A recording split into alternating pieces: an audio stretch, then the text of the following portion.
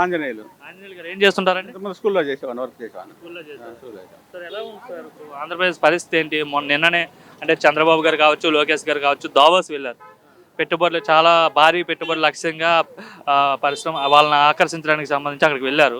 So వస్తాయి అంటారా వీళ్ళ అధ్యక్షతన? వస్తాయి సార్, గ్యారంటీగా. ఎందుకంటే ఒక లెజెండ్ కదా వెళ్ళి అడిగేది. ఒక నెంబర్ 1 లెజెండ్ అడుగుతున్నాడు కాబట్టి కంపల్సరీగా పెట్టుబడులు వస్తాయి. ఆంధ్రప్రదేశ్ అభివృద్ధి చెందుతుంది. మంచి భవిష్యత్తు ఉంది ఆంధ్రప్రదేశ్కి.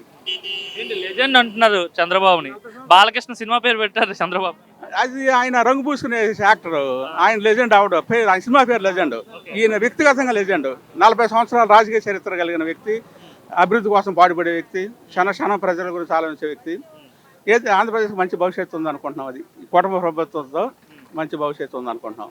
బాగా అభివృద్ధి చెందుతుంటారు ఆంధ్రప్రదేశ్. చెందుతుంది. అంటే విజన్ 2047 కూడా అంటున్నారు. చేయగలుగుతాడా చంద్రబాబు? ప్రజలు ఈయన ఆదరిస్తే కనుక తప్పనిసరి చేయగలుగుతాడు. అది నమ్మకం ఏంటి చంద్రబాబు పైన? మీకు చాలా హోప్స్ ఉన్నాయి సార్. ఇంతకుముందు ఆయన ప్రభుత్వం చూసాం మేము. 100% ఎవరు చేయలేరు. మన ఇంట్లో మనమే న్యాయం చేయలేము. అలాంటిది ఆయన ఆ మాత్రం చేస్తున్నారంటే అంతకంటే ఎవరు చేయలేరు. ప్రజలు సహకరిస్తే ఆయన 100% చేయగలుగుతారు. ఏంటి మరి జగన్ అంటున్నాడు ప్రజలందరూ నన్నే కోరుకుంటున్నారు, చంద్రబాబును వద్దు అనుకుంటున్నారు, ఇప్పుడు ఎలక్షన్లు పెట్టినా నేనే గెలుస్తాను అని వైసీపీ వాళ్ళు చాలా మంది అంటున్నారు. చంద్రబాబు ప్రజలందరినీ మోసం చేసేసాడని చెప్తున్నారు. సార్ ఒకటి చెప్పిన, పార్టీలు అనేది ఏ పార్టీ శాశ్వతం కాదు. ప్రజలు మార్పు కోరుకుంటారు. మార్పు కోరుకున్న తర్వాత మిమ్మల్ని వద్దనుకుంటేనే వెళ్ళిపోయింది. మీరు చేయాల్సింది ఏంది? మనం ఏం చేయాలనుకున్నాం, ఏం చేయలేకపోయాము.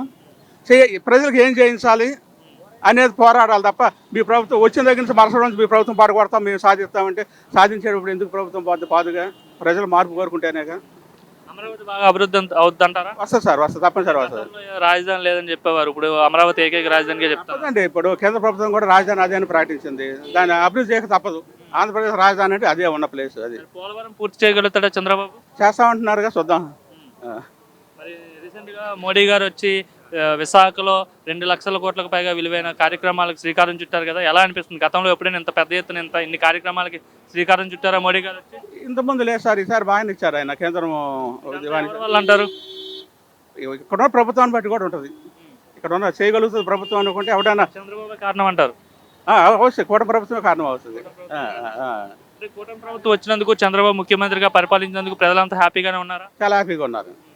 మార్పు వస్తుంది సార్, ఎందుకంటే ఒకేసారి తెచ్చుకోలేంగా. 1 by 1 వస్తుంది. ఇప్పుడు బిడ్డ పుట్టంగానే నడవడుగా, 6 నెలల తర్వాత నడుస్తాడు. తర్వాత అన్నప్రాసన అవుతుంది తప్ప పుట్టంగానే అన్నప్రాసన జరగదుగా. ఏదైనా ప్రభుత్వాన్ని గాలిలో పెట్టుకోవాలంటే కొంత మార్పు ఉంటుంది.